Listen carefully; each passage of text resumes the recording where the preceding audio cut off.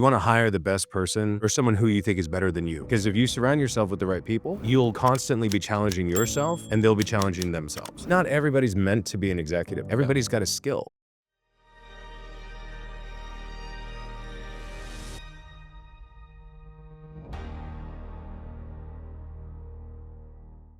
What's up, everybody? Welcome back to Love Gangster. I'm your host, Adrian Boysel, and today I have another special interview with a very special guest, Mr. John Emmons with Project Wilbur.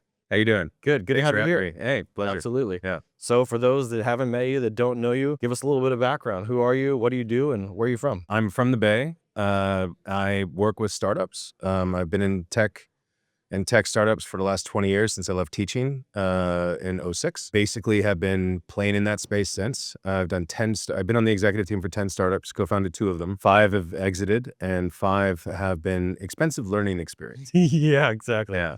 That's, I mean, even professional baseball players, right? They miss in 7 out of 10 shots that they get thrown at them. So yeah, 5 out of 10 is pretty dang good. It depends on the checks that were written and whose money it was and all that good stuff. But yes, that is true. For those of you, I mean, this is a social impact podcast. We're all about like giving back and, startups. That's the smallest business owner you can pretty much get right there. People who have this dream, this vision, this thing that they're trying to accomplish and bring into the world. Right. Why startups? Well, I guess it comes back to my history. So when I was teaching, I was, I made in the mid 40s, had benefits, pension.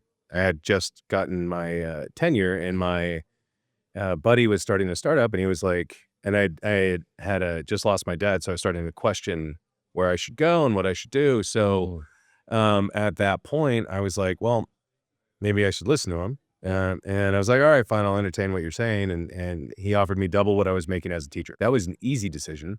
Yeah. My wife was still a teacher, so we felt like we were still doing the social good thing. And I was allowing us to live in the Bay. And we did that until 2016. Okay. That was 7 startups in, and I'm a glutton for punishment. So I did another 3 more when I got here. When did you move to Vegas? 8 years ago. So was there a specific niche industry that you went after with these startups? I only co-founded 2. One was an EdTech startup, which I loved. And then as an educator, right? But I've been a part of a bunch of different ones. FinTech, crowdfunding. Okay. We did print on demand. We had a Yelp competitor. Print on demand company went public. What was the common denominator in not just the companies that have been successful, but also the companies that failed? What were the things that... The companies that were successful had great teams, especially. So there's basically 3 to 4 stages, depending on who you're talking to on startup. So there's 0 to 1, idea to first dollar. That's right. And that team is probably the most important because they're the ones that they ignite the fire, right? 1 to 10. Yeah. That can be the same person. Steve Jobs was that person. Bill Gates was that person. Yep. Reid Hoffman was that person. So you have people that are able to take things from 0 to 1 easily and then take it to 1 to 10. And then the 10 to 100 guy, or 10 to 50 guy, depending on who you're talking to, and the 50 to 100 guy. Those can all be different people. But once you get past 10, these numbers, by the way, are annual ARR, annual reoccurring revenue numbers. So if you're looking at a company that's doing 10 million plus, they're going to have HR, they're going to have all the things needed to a 50-person plus company. Yeah.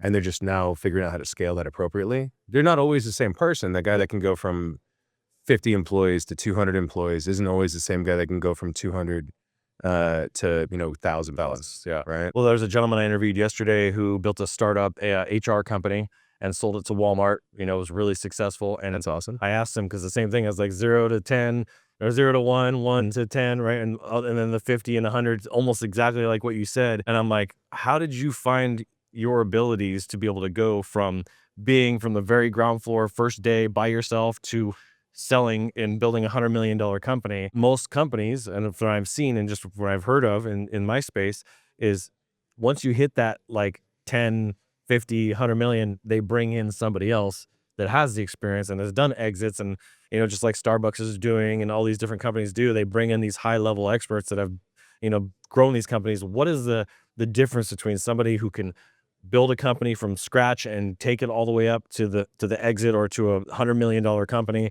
versus the guy that needs to have somebody brought in? What is the disconnect? There's a great book called Good to Great Mm-hmm. And then Jim Collins. Jim, there And is. then the other one is Great by Choice. Both those books should be required reading for everybody in business in general, but definitely startups, as well as the lean startup. The best example I can give you is a quote from Bill Walsh, who is the GE CEO.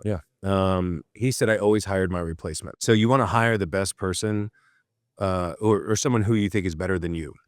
For whatever job you're hiring them for, because if you surround yourself with the right people, and the smartest people, you'll constantly be challenging yourself, and they'll be challenging themselves. So the play is hire the best people, right? And not everybody's meant to be an executive. Not everybody's meant to be an influential leader, and that's fine. Everybody's got a skill. For example, I'm a visionary, and I'm a mess, right? I love chasing down ideas. I know my skill set. That's great. I hire the right people. That's right. Right? I know I'm disorganized. I know that my organization thing is like really dependent on the right people that I hire. And each time I do, I just focus on, all right, who's going to be able to run this? Who's the operator I need? Because I'll figure out the first 2 to 5 weeks of whatever it needs to be. And I will have an idea to get the ball rolling. And that's great. And I'm able to execute just enough to show that it makes sense. And then I'll hire somebody. Well, it's funny because we have that in common as an educator, trainer, content creator, right? All kind of the same world, teaching on YouTube, making content, helping people, leading, online events, all that stuff.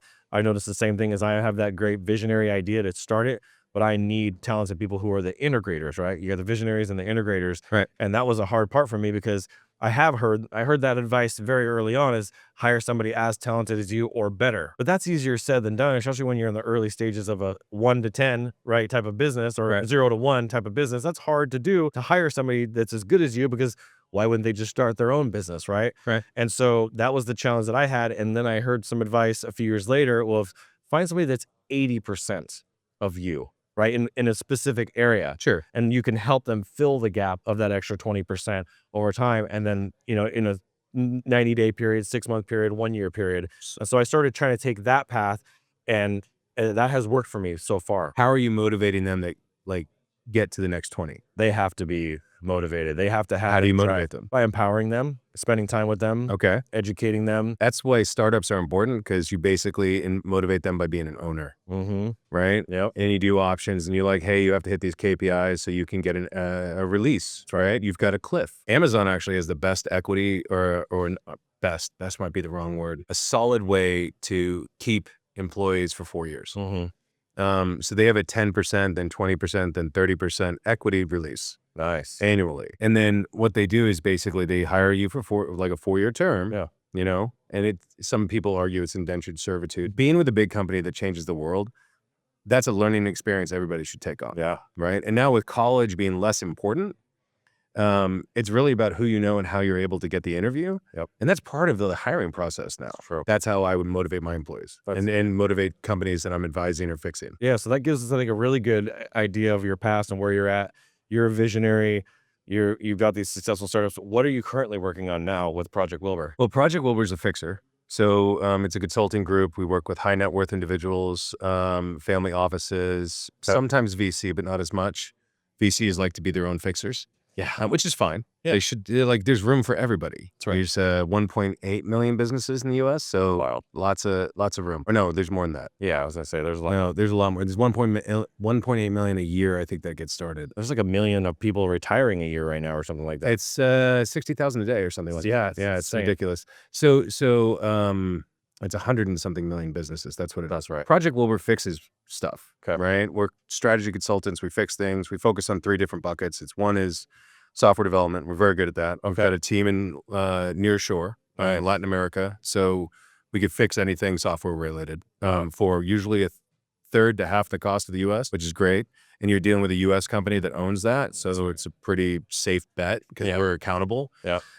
Strategy consulting is a big part of what we do. That's bucket 2. That's everything from fundraising, figuring out what's wrong with your company, figuring out how to fix it, making sure that everybody knows how to fundraise. One of the biggest problems with high net worth individuals, they invest in someone, and then they're the only investor. They're the only one that's like mitigating the risk, right? But they're not mitigating the risk because they don't have anyone anymore. Like it's just that one founder that's raising on their own, and they think that they don't have to raise anymore. They get compliant. That's right. I'm actually fixing 2 right now for 2 family offices that are in that boat. Oh, nice. And then the third thing that we do, we work with different marketing groups because we have 20 years of e-commerce experience across our 30-person team. Yeah. Actually, it's more than that. I have 20 years. The rest of them all have probably add that up to over 100. But like basically, we've done hundreds of millions of dollars in e-commerce. Just in crowdfunding pre-sales, we've done like 400 or 500 million. Wow. E-commerce, just Cafe Press alone was like just shy of 300 million a year. Wow. Before the IPO. Yeah. So they IPO'd it at 283 million, I think. So like, we have some experience. I was asking you about your business cards. I was like, my daughter would love this. He's got a business card that has the pig with the unicorn horn and the wings on that. Give us a little background of how that came to be. That's actually a really fun story. So when I was at Cafe Press, I brokered a deal with Costco. We signed the deal. There was a 5-year non-compete. This is 2012. 2017, I get a call from the COO, who I brokered the deal with. At the time, he was an SVP. Yeah. We got really far down the line. There's stuff I can't release, Of course. but interesting things happen. Yeah. Right. So nothing happened. 5 years go by. I get the phone call. I have a daughter. My daughter, I was reading her Charlotte's Web at the time. So Project Wilbur was our code name for what we were building. Love the URL. And I love the pig. And I had the URL sitting there for 3 years while I was working with a bunch of different startups. And I was like, I should just launch this as a consulting group. I moved Gina and others into leadership roles because, like I said, I'm not the right guy for certain roles. For sure. When I got that phone call and we started launching it and we started working with all the different startups, it led to adding the unicorn horn. So it was a flying pig. That's right, because the unicorn totally applies to the Startups. Exactly. So now it's a flying piggycorn. I want to show my daughter this one. She's going to love that. Yeah. You guys need like a little character that you guys make. We are trademarking it and all that good stuff now. Oh, and we're going to get plushies and all that fun stuff. There you go. And sucks. That's good branding right there. Yeah. This is good stuff. So what does the future hold for Project Wilbur? What is Project Wilbur is always going to be a consulting group. We have a couple of spinoffs. We have an interior like startup studio where we work on things internally. Like incubator or? No, incubator would be other people's ideas. We do. Oh, so your own internal. Okay, cool. Right. We've been asked to launch a couple of accelerators a couple of times. Yeah. We've worked with a few. We've been pretty successful at helping companies raise money. Yeah. But we have to really like them. If we do internal bets, we want to make sure that we believe in the idea. And like I said, 0 to 1's my thing. Yeah. So we can figure out whether it works. And then we bring in an EIR or an entrepreneur in residence for you guys that might not know what that is. We'll bring them in to run it.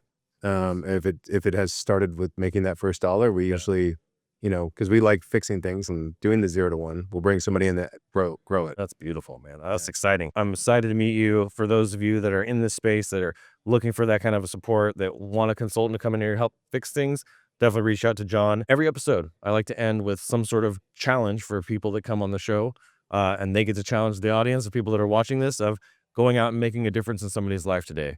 Loving on somebody, helping somebody, giving somebody something, buying something in line for someone, right? Some sort of challenge that you can give to the audience that they can report back and say, hey, I pulled this off, I did this, and this is what it did. When I was a teacher, the most impactful thing I did was teach people how to read. Kids who got expelled from middle school. The most joy I got, and I actually miss, was some of those kids that were reading at like a 2nd grade level, and then they're in 7th grade, and they got to me, and then we helped them. So I would say the most impactful thing I would recommend is go volunteer to school. And see what sort of impact you can do. There's background checks, and you're going to have to pay $50 to go through all that. There's nothing any of your listeners or people viewing this now could do that's more impactful, because education is the only thing that's going to impact society for the next 80 years. The ripple effect of that is just so huge. So that's your guys' challenge. Go out and volunteer for a school.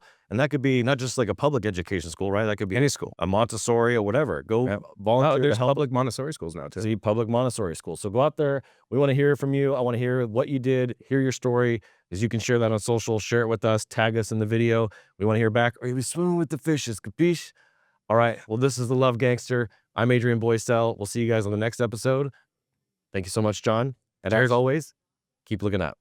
Came here to fill the void. I am love. I am peace. I am joy that can never be destroyed. I am love.